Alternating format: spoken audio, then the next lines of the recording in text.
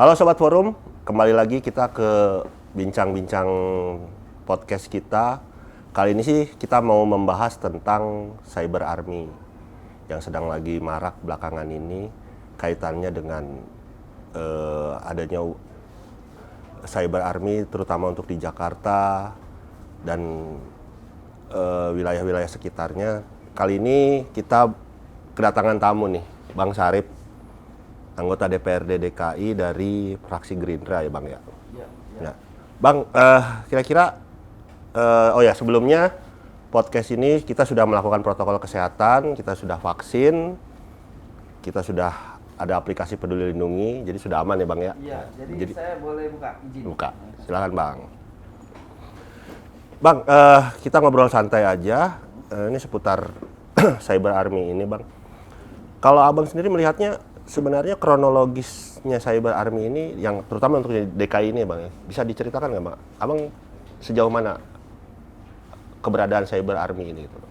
Iya, Cyber Army itu untuk Indonesia, ya kita harus bicara dulu Indonesia itu kan sebuah gejala sosial ya, gejala sosial yang tidak bisa dibendung. Jadi karena ada perubahan cara orang ya, gaya hidup macam-macam ya, kemudian muncullah perang dagang ya. Perang dagang itu tentu dalam artian sempit ada yang namanya perang bisnis dan tanda kutip perang politik. Dimulai dari sana, lalu kemudian orang berkelompok ya kan, menyuarakan ya kan pesan-pesan bisnis dan politik. Nah, itu kita tahu, kita masih ingat itu kan fenomena itu muncul dengan amat keras itu pada waktu Pilpres 2019. Ada waktu itu ada istilah namanya istilah yang tenar ya, cebong dan kampret. Nah, sampai hari ini residu sisa-sisa dari peperangan cebong dan kampret belum berakhir. Maka kemudian mengalir residu itu ke DKI. Kita bicara DKI. Saya tidak tahu berapa data ya, berapa kelompok-kelompok yang menggunakan Cyber Army ini, apa plafon-plafon itu ya. Tapi saya bisa menduga bahwa keberadaannya sudah banyak. Sudah banyak sekali, terutama sekarang kita dikejutkan. Kalau saya nggak terkejut, banyak pihak yang terkejut dengan munculnya Cyber Army, gagasan rencana Cyber Army yang akan dibentuk oleh Majelis Ulama Indonesia. Walaupun MUI sudah mengklarifikasi bukan Cyber Army, katanya cuma sekedar layanan digital untuk menangkal hoax, berita-berita bohong. Ya, jadi sebagai gejala sosial, Cyber Army tidak bisa dibendung. Yang bisa kita lakukan adalah memahami Cyber Army dan bagaimana mengelolanya. Kemudian timbul sikap yang betul terhadap keberadaan Cyber Army itu. Kalau Abang sendiri ngeliatnya pola kerjanya itu seperti apa Bang? Kalau Cyber Army itu secara garis besarnya nanti secara fokus ke DKI seperti apa Bang? Yang saya ketahui, walaupun saya sedikit sekali ya, tapi saya bisa katakan Cyber Army itu kan kalau kita analogikan dalam dunia perang, tentara itu ada tentara ya, tentara berperang, kemudian medannya, medan ini kan di dunia maya, dengan menggunakan plafon-plafon digital seperti Instagram, seperti Facebook, seperti Twitter, dan lain-lain. Jadi yang saya ketahui, Cyber Army itu tentu ingin menarik minat orang banyak, ya kan? Gagasannya dipasarkan supaya orang tertarik dan ikut dengan apa yang diinginkan oleh tentara-tentara ini, tentara cyber. Ya, saya tahu juga di lembaga-lembaga lain ada, seperti TNI punya, kemudian di kepolisian juga punya, ya, dan NGO juga punya, ada. Nah, jadi kita bisa melihat bahwa keberadaan Cyber Army adalah upaya di mana jagat raya dunia maya itu kan berbagai macam pesan, berbagai macam pesan yang disampaikan kadang itu harus membuat hentakan-hentakan, ya kan, hentakan-hentakan supaya orang menjadi minat. Itulah perlunya kelompok-kelompok identitas Cyber Army itu muncul. Kita kan tema besarnya nih Bang ya, menakar halal haramnya Cyber Army gitu. Nah, sampai saat ini kan gini loh, mayoritas adalah yang, jadi seolah-olah dalam tanda kutip bahwa Cyber Army itu adalah haram, ya kan, dalam tanda kutip nih Bang ya. Nah, kalau menurut pandangan Abang sendiri seperti apa Bang? Iya, kalau kita lihat ada pendapat mengatakan Cyber Army haram itu ada di buzzernya. Memang saya pernah membaca salah satu pendapat fatwa itu mengatakan bahwa pekerjaan buzzer itu haram. Beda dengan influencer. Kalau influencer dikatakan oleh fatwa agama itu tidak, karena dia mengajak kebaikan, tidak menularkan, menyebarkan hoax. Jadi yang haramnya itu bukan Cyber Army-nya, tetapi pekerjaan buzzer yang sudah menjadi profesi. Kenapa haram? Kan gitu. Kenapa haram? Karena buzzer itu kebanyakan anonim, tanpa identitas, atau dalam pelaksanaannya sehari-hari kita bisa mengenal dengan robot-robot, akun-akun yang tidak punya nama, kemudian menyebar berita, kemudian orang menjadi tanya-tanya ini sumbernya dari mana, siapa yang menyampaikan, kemudian pertanggungjawabannya seperti apa, dicari susah karena anonim. Lalu muncullah pendapat bahwa itu merugikan orang. Kenapa haram? Karena merugikan pihak-pihak tertentu. Beda dengan influencer. Influencer itu dia biasanya nempel di satu person, tokoh yang punya kemampuan, kompetensi untuk menyebarkan berita-berita positif sehingga orang ikut. Kalau buzzer di banyak tempat itu hoax, ya. Hoax disebar supaya apa? Supaya berita yang sebelumnya atau pesan sebelumnya dia cemarkan, kemudian orang tidak paham tentang pesan itu, dibumbui-bumbui, kemudian merugikan orang. Itu yang di kelompok buzzer di dalam aktor-aktor dalam Cyber Army. Kalau buzzer itu yang disebut haram. Tapi kalau influencer enggak, karena dia mendengungkan hal-hal yang positif. Sebagai contoh saja ya, mengapa orang memilih ke kantor dengan naik sepeda, kan gitu ya. Seorang influencer akan cerita naik sepeda itu sehat, ini. Nah, pada waktu menyampaikan ajakan bersepeda, siapa yang menyampaikan? Seorang penguasa misalnya. Lalu kelompok buzzer mengatakan, ngapain sepeda, orang nggak ada fasilitas tempat parkir sepedanya, jalan sepedanya. Nah, itu beda di buzzer dengan influencer. Kalau influencer justru tidak menyentuh soal-soal kekurangan dari persepedaan, tapi sepedanya. Itulah bedanya influencer dengan dua-duanya ini bekerja. Yang paling mengejutkan buat kita, kelompok buzzer dan kelompok influencer itu 24 jam kerjanya, nggak pernah tidur. Kenapa? Karena di sana ada robot. Secara sistematis dia mengelola akun-akun itu untuk menyebar berita-berita. Seperti itu.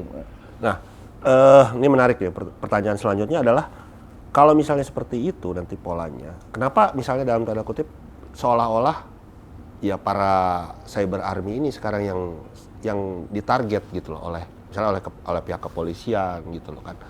Seolah-olah mereka ya itu tadi cap haramnya itu seperti dilegalitaskan dengan misalnya penangkapan beberapa aktivis-aktivisnya gitu loh.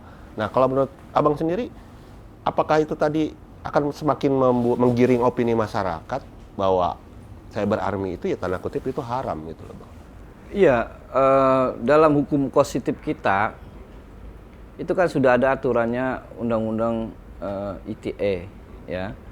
Kepolisian itu bekerja berdasarkan undang-undang itu. Nah, sementara fenomena cyber army apakah tergambar dengan detail dengan jelas di dalam undang-undang IT? Nah, pertanyaan tadi kenapa kepolisian mengejar aktor cyber army? Saya masih punya keyakinan dan kepercayaan kepada pihak kepolisian bekerja atas dasar undang-undang yang ada hukum positif.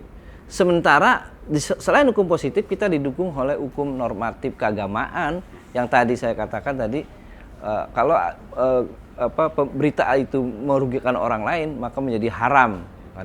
Di undang IT ada pidananya kan kira-kira gitu.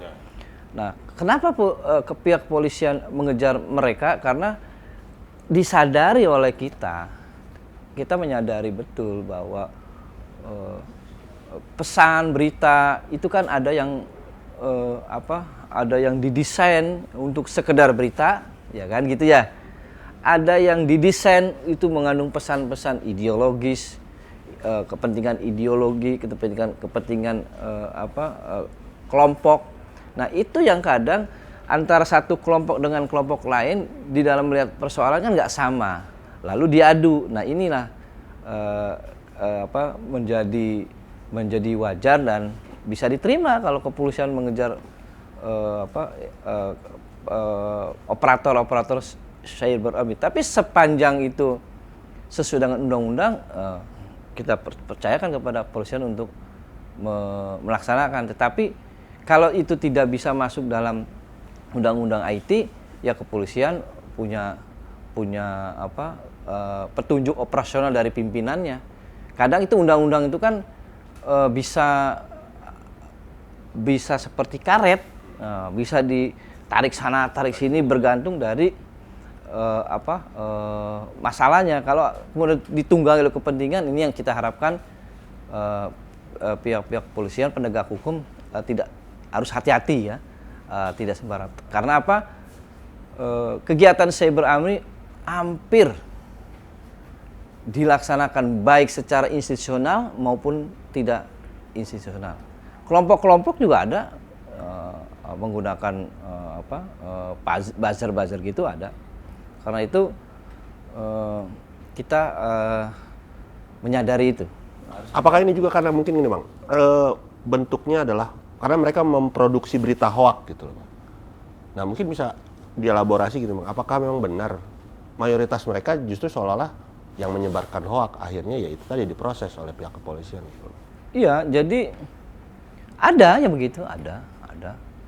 Kita nggak bisa memungkiri ada kelompok-kelompok yang bekerja di platform itu cyber army memproduksi menyebarkan hoak. Tapi kalau kita dalami lagi, mengapa timbulnya hoak?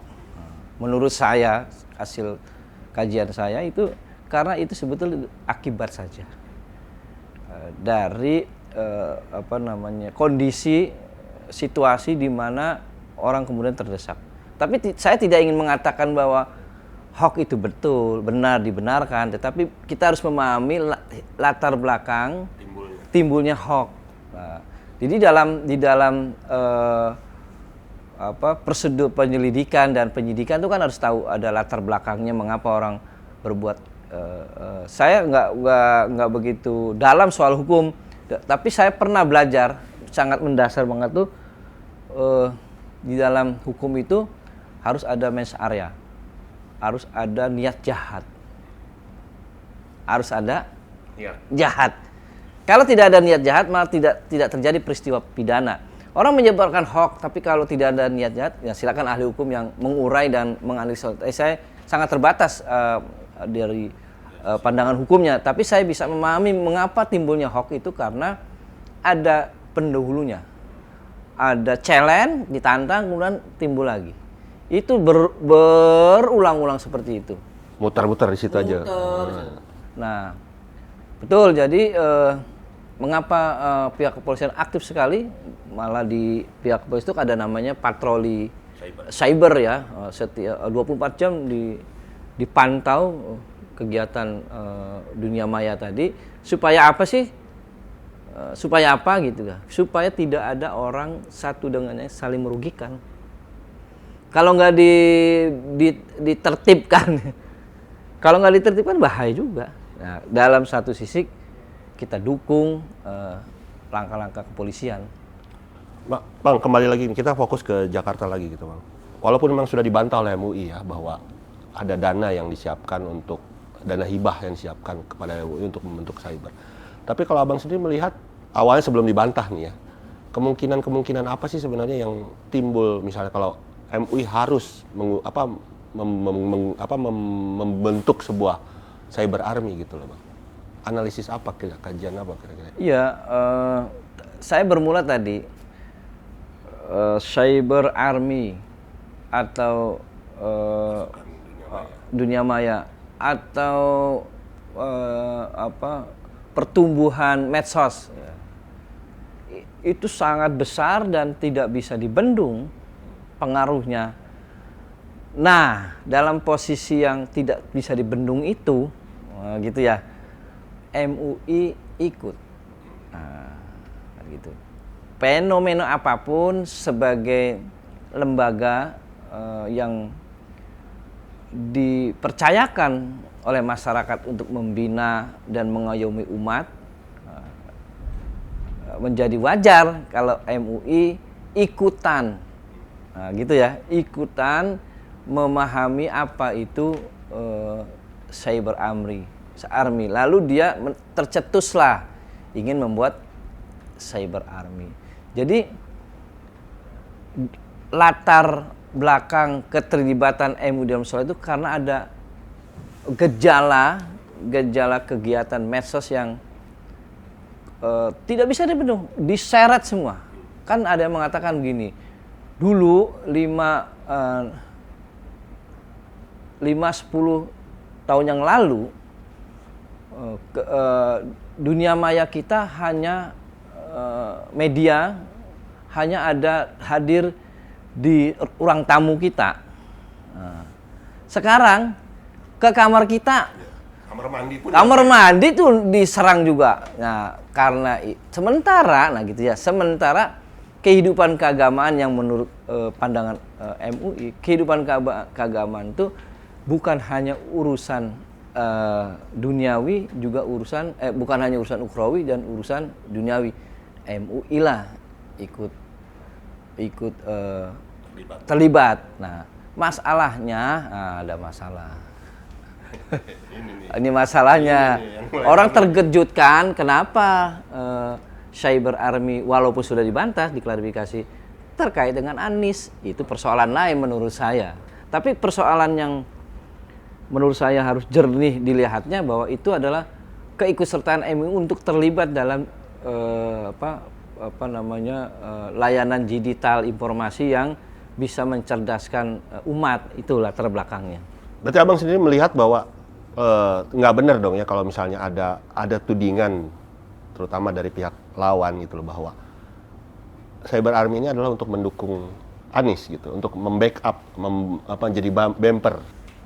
Ya, kalau menurut saya sih sebagian bisa dikatakan iya, dan saya adalah salah satu dari sekian jutaan warga DKI yang menyetujui MUI itu mendukung program Anies, bukan mendukung Anies. Bukan sosok lah ya, bukan sosok, tapi programnya ya. Gitu. Karena kan seorang gubernur atau seorang kepala daerah itu kan bisa berganti-ganti. Tapi programnya apakah bisa benar, di jalan yang benar, apa menyimpang, itu kan akhirnya juga tergantung pada orangnya. Disitulah keterlibatan masyarakat. Jadi mendukung program Anies, kita ya menyadari bahwa untuk membangun satu daerah itu ya khususnya Jakarta itu berat. Nah, pilihan-pilihan banyak kebijakan. Nah, ketika mengambil kebijakan ada 10 opsi, diambil satu pasti nggak memuaskan pihak lain. diambil opsi ketiga, pihak ini nggak setuju. Kepala daerah itu kan berat, gitu kan. Ketika mengambil keputusan, ada yang tidak terpuaskan. Dan ada lebih penting lagi, DKI. Residu pilkada DKI belum selesai.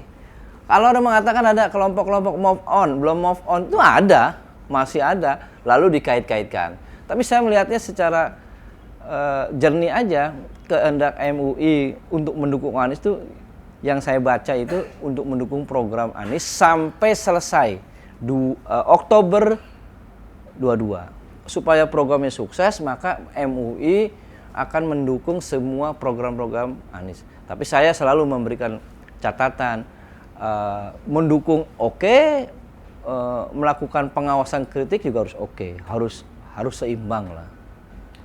Tapi kan nantinya munculnya gini Bang, ketika itu tadi ada upaya untuk mendukung program Anies gitu, seolah-olah terlihatnya bahwa MUI berpolitik praktis jadi nantinya. Nah ini kekhawatiran seperti ini gimana Bang? Enggak lah, MUI, saya selalu mengatakan MUI itu kelompok orang-orang terdidik, nggak mungkin lah diperalat gitu ya. Apalagi diperalat, dia orang-orang cerdas, orang-orang terdidik ya. Kalau mau berpolitik di partai, bukan tempatnya MUI.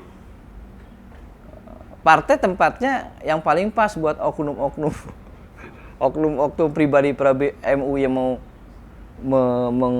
mengaktualisasi hasrat politiknya, bergabung di partai. Gerindra siap menerima deh.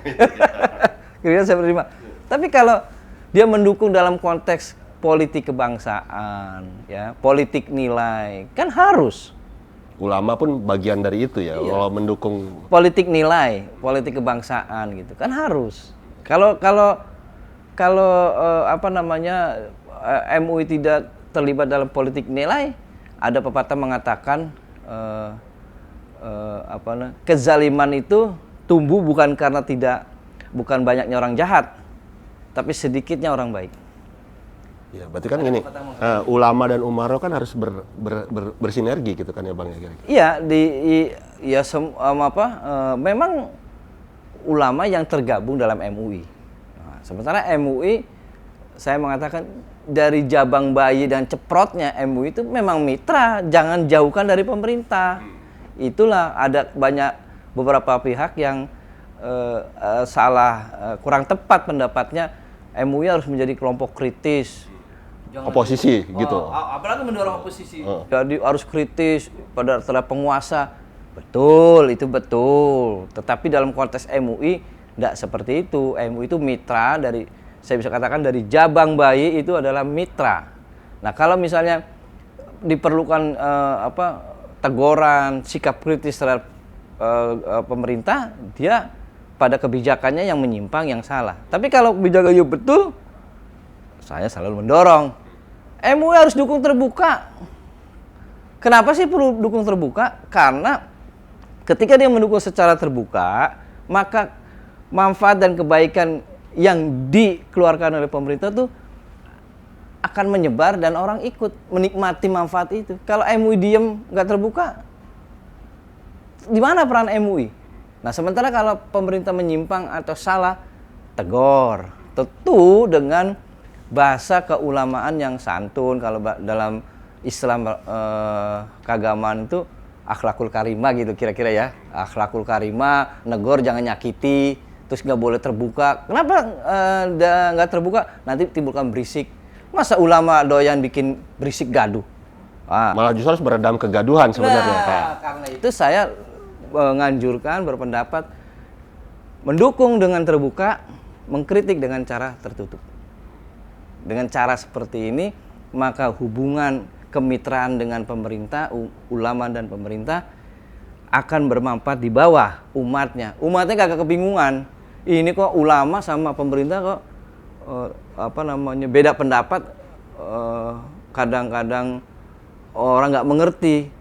Yang dimaui pemerintah ke kanan, yang dimaui oleh ulama ke kiri, sehingga umat bingung.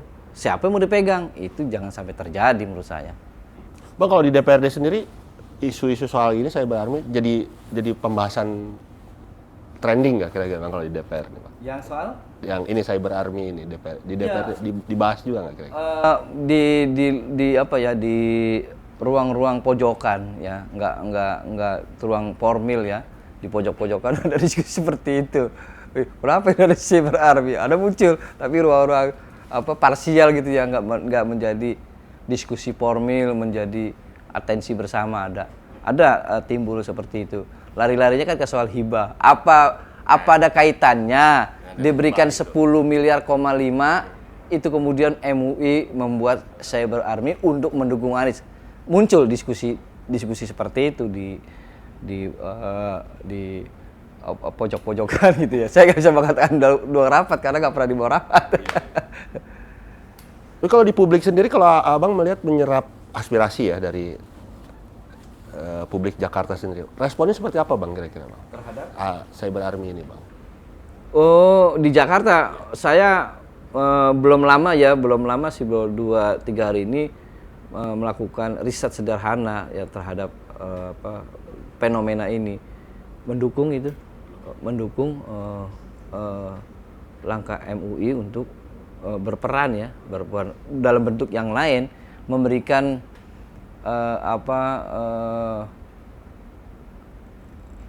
edukasi dan menangkal hoax. Jadi seiring mengajak kebaikan juga mencegah kerusakan, kemungkaran itu dengan cara mengklarifikasi hoax. Didukung banyak masyarakat.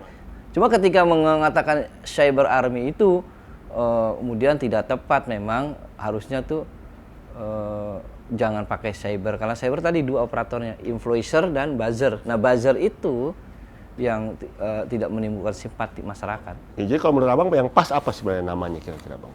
Kalaupun misalnya nanti kedepannya akan ada seperti itu. Ya, kalau saya sih mengatakan yang tidak menimbulkan polemik ya, sejenis yang selama ini jalan, Kominfo, atau saya bisa menyarankan ya, misalnya Turn back hoax kayak gitu ya, gitu seperti gitu ya Bang itu ya. aja langsung spesifik gerakan melawan hoax gitu aja, jangan cyber army. Kalau memang pilihannya untuk menangkal hoax. Tapi yang saya dengar nanti layanan itu tidak hanya melawan hoax, tapi memberikan informasi yang positif saja ada, karena itu nanti branding menangkal hoax juga berapa persen sih dalam pelaksananya. Karena itu saya menganjurkan namanya yang datar-datar aja lah, yang penting kan isinya gitu. Oke, nah jadi kesimpulannya yang bisa kita ambil dari tadi yang apa dipaparkan oleh Abang, sebenarnya tidak haram lah ya adanya sebuah upaya untuk menangkal hoax, apalagi yang kalau misal dikaitkan dengan pemerintah program-programnya Pak Gubernur gitu kan ya. Berarti memang tidak selamanya haram gitu ya Bang ya. Iya, saya bisa mengatakan kalau tujuannya baik, dilakukan dengan cara-cara baik yang tidak melanggar hukum, kan begitu ya. Tujuan baik dilakukan tidak cara-cara melanggar hukum, maka itu baik. Apa yang dilakukan MUI atau komunitas atau kelompok-kelompok masyarakat lain tidak haram, tidak salah untuk menggunakan cara gerakan tadi dalam bentuk ada lagi yang lebih bukan ekstrim, cenderung ekstrim, namanya mujahid digital. Saya kok berpendapat ini lebih serem lagi daripada cyber army. Mujahid, ngeri mujahid, tapi kan itu kan sebuah istilah terminologi yang bersifat sempit. Buat masyarakat lain sulit diterima, karena itu saya menyarankan tidak menggunakan istilah itu. Intinya adalah bagaimana fenomena medsos ini, dari awal kita bicara tadi, arus demikian besar, informasi itu banyak jenisnya. Saya menganalogikan dalam satu sungai besar itu kan begitu informasi seperti sungai air, pasti ada sampah karena besar, ada sampah, ada barang yang berkualitas, macam-macam. Lumpur macam-macam. Kalau alirannya kecil, jernih bisa dilihat. Kalau arusnya besar, itu informasi begitu. Karena fenomena medsos demikian besar, maka MUI ingin mengambil peran di situ untuk agar umat, menurut MUI-nya atau komunitas lain, bukan saja MUI, kalau ada kelompok lain membentuk Cyber Army untuk melindungi, menjaga kepentingannya, kan gitu. Maka menjadi wajar. Asal tadi jangan menciptakan buzzer ya. Kalau influencer masih bisa dibolehkan. Bang, kalau ini kan kita digitalisasi, arus digitalisasi kan memang sudah besar sekali gitu. Dan ini peran milenial. Kira-kira Abang sendiri melihat peran milenial untuk bisa diajak, terutama itu tadi menangkal hoaks atau menyebarkan berita baik gitu. Menurut Abang sendiri seperti apa Bang sekarang Bang? Karena milenial sekarang cenderung ya mereka ikut terjun gitu, tapi kalau untuk urusan-urusan kayak begini mereka apatis gitu loh Bang. Nah kira-kira menurut Abang apa Bang kira-kira sarannya? Kalau sekarang namanya generasi Z ya, sama generasi Z itu ciri-cirinya itu kan yang bisa saya tangkap dari sekian sifat-sifat generasi milenial itu cirinya itu instan. Kenapa instan? Karena generasi milenial itu inginnya cepat di dalam mengambil keputusan. Nah, terkait dengan kecenderungan generasi milenial itu menggunakan medsos, itu kan nggak bisa dibantah. Ada yang mengatakan bahwa dia lebih patuh pada gadgetnya daripada orang tuanya. Contoh misalnya, ada pertanyaan dari orang tua, nak mau kemana? Karena dia ada 2 tujuan pergiannya, dia jawab yang satu, nggak yang 2 diumpetin. Tapi begitu di bel sama pacarnya, kasih tahu dong, lo belajar jujur, ntar gua putus lo. Dia lebih nurut dari gadget. Lalu jawab orang tua, ya mah, aku mau berangkat, mau jalan 3 nih. Bukan karena perintah orang tuanya. Nah, saya dalam analogi ini saya ingin mengatakan bahwa generasi milenial itu adalah generasi pengen cepat achievement, capaian-capaiannya pengen bisa dinikmati. Positif menurut saya. Yang penting diimbangi oleh kemampuan dia membaca, ya kan, menyelami segala masalah, kemudian masalah itu menjadi instan. Karena tren sekarang itu memang dimanapun sekarang itu nggak bisa dibendung ya. Segala sesuatu pengen cepat, nggak era seperti sekarang itu nggak mau nggak zamannya lagi sebuah proses keputusan pekerjaan itu harus melalui banyak mata rantai. Cepat, yang biasanya 10 tahap ini bisa dipotong jadi 3. Inilah trennya sekarang. Itu bisa dibantu kecepatan itu dengan era digital. Contoh tadi kan kita sering bilang, saya nggak kebayang itu saya hari ini pengen makan soto, pesen di Grab, datang nggak perlu datang ke tukang sotonya. Itu nggak kebayang saya 3-4 tahun yang lalu. Sekarang kita udah langsung disediakan. Di sebelah ada warung restoran, kita bisa pesen. Ini keberkahan dari era digital. Saran Abang sendiri gimana Bang ke milenial? Bang silakan sambil diminum Bang. Minum dulu. Iya, kan kita buka. Saya buka aja. Saya buka sendiri. Gimana? Itu tadi mungkin Abang bisa ngasih saran gitu Bang ke teman-teman milenial gitu Bang. Bagaimana caranya memfilter berita hoak gitu loh kan. Bagaimana caranya mereka ikut berpartisipasi dalam menyebarkan berita-berita yang benar, baik gitu Bang. Saran Abang seperti apa Bang kepada teman-teman milenial? Saran saya buat teman-teman generasi milenial ya, yang biasa sebut generasi Z gitu kan. Alam sudah berubah, zaman sudah berubah. Zaman saya dengan zaman sekarang berubah. Dulu saya kalau mau menjalankan sesuatu tuh perlu banyak tanya sini ya, belum ambil putusan. Sekarang nggak perlu, buka di Mbak Google. apa yang nggak ada di Mbak Google. Nah, saran saya menggunakan medsos, dunia medsos itu tentu harus be careful, hati-hati. Hati-hati bukan berarti membatasi diri untuk me-action langkah. Hati-hati artinya di dalam dunia maya itu banyak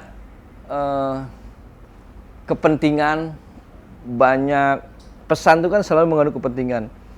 Kalau tidak cocok dengan personality, kepribadian seseorang generasi milenial, disaring dulu. Disaring dulu kira-kira. Iya.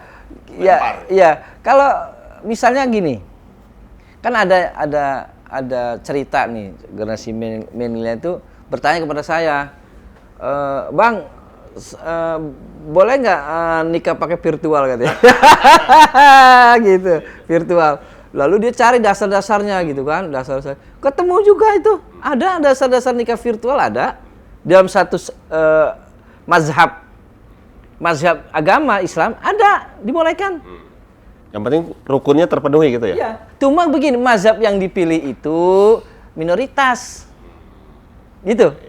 Mazhab yang Anda pilih itu minoritas. Cocok nggak dengan besannya, dengan ini? Kalau nggak cocok, nggak bakal jadi nikah itu gitu loh. Artinya, ketika dia dapat informasi yang disebut be careful tuh, dia harus mempelajari lebih dalam. Ada mazhab mengatakan nikah virtual boleh ada, tapi itu minority.